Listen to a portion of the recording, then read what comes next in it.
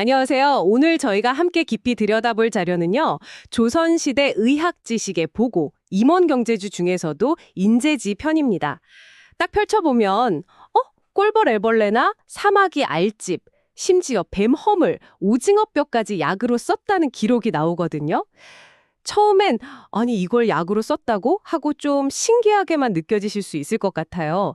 근데 오늘 저희의 목표는 단순히 와, 신기하다. 여기서 끝나는 게 아니라 왜 우리 조상들은 이런 것들을 약으로 생각했을까? 그 바탕에 깔린 자연과 인간을 보는 시각. 뭐랄까, 그들만의 어떤 깊은 지혜 체계를 좀 찾아보려는 겁니다.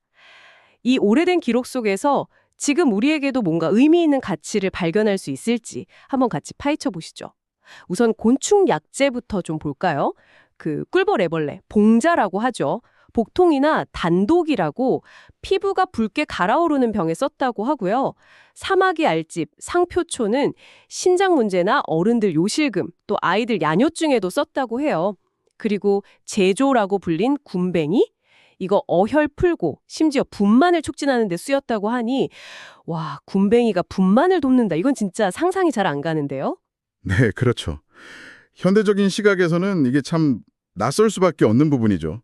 하지만 이런 기록들이야말로 당시 사람들이 자연을 얼마나 정말 면밀하게 관찰했는지, 그리고 그 관찰한 것들을 인간의 건강 문제와 어떻게든 연결지으려고 노력했는지를 보여주는 중요한 증거라고 생각합니다. 단순한 약재 목록 그 이상인 거죠. 그 시대 사람들의 생활 방식이나 세계관까지 담겨 있다고 봐야 하고요. 군뱅이 이야기가 특히 좀 그런데요. 분만 촉진이라니? 몸속에 뭉친 피, 그러니까 순환을 막는 어혈을 풀어내는 어떤 힘을 봤을 수도 있습니다. 징그럽다는 생각보다는 그 생명력 자체, 그 움직임의 특성에 주목한 게 아닐까 싶어요. 그리고 이게 그냥 상징적인 걸 넘어서 실제 효과가 있다고 믿었던 거겠죠.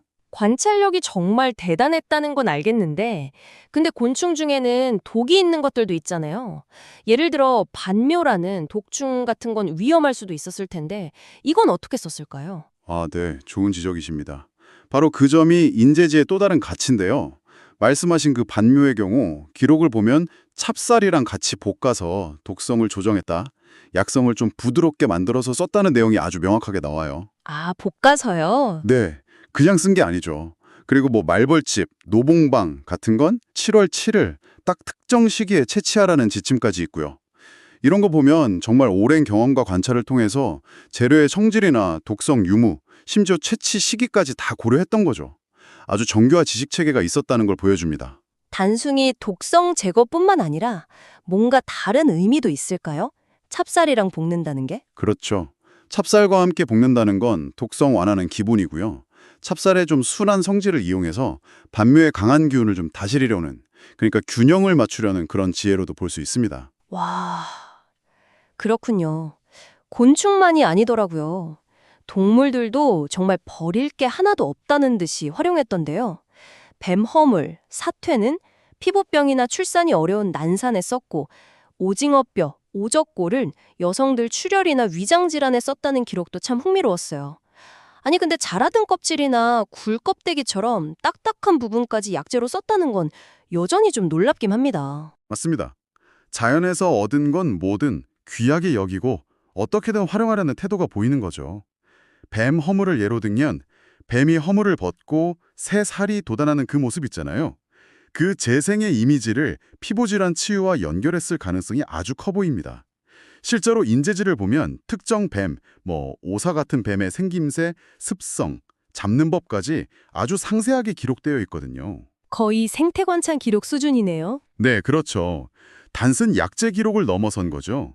그만큼 깊이 이해하고 있었다는 뜻이고요. 결국 핵심은 이거예요. 이 모든 게 자연과 인간을 별개로 보지 않고 하나의 거대한 연결된 시스템으로 이해했던 시각에서 나왔다는 겁니다. 자연과 인간이 하나다. 네, 그리고 또 하나 주목할 점은 이런 지식들이 무슨 특별한 전문가나 어떤 특정한 장소에만 있었던 게 아니라는 거예요. 농사 짓고 산에서 나무하고 이렇게 자연 속에서 살아가는 그 일상생활이랑 완전히 통합되어 있었다는 거죠.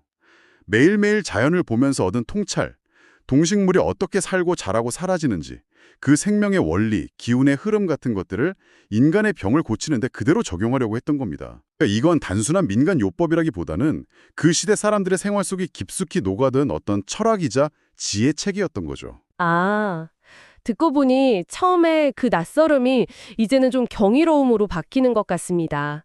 그냥 기이하게만 보였던 약재 하나하나가 사실은 자연을 정말 깊이 관찰하고 인간 역시 그 일부로 여겼던 우리 조상들의 통합적인 세계관을 담고 있었던 거군요. 세상을 이해하는 또 다른 방식을 엿본 것 같아서 아주 흥미로운 시간이었습니다. 네. 그래서 마지막으로 여러분께 이런 질문을 한번 던져보고 싶습니다. 현대과학이 이렇게 눈부시게 발전하고 있는 지금 어쩌면 우리가 너무 쉽게 놓치고 있는 건 없을까요? 우리 조상들이 가졌던 그 자연과의 세밀한 교감, 또 동식물의 어떤 생태 속에서 발견했던 미묘한 균형과 치유의 원리 같은 것들 말입니다. 오늘날 우리가 비과학적이라고 그냥 치부해버리기 쉬운 이 오래된 지식 속에 어쩌면 아직 우리가 발견하지 못한 미래의 실마리가 숨어 있을지도 모른다는 생각, 여러분도 한 번쯤 해보시면 어떨까 싶습니다.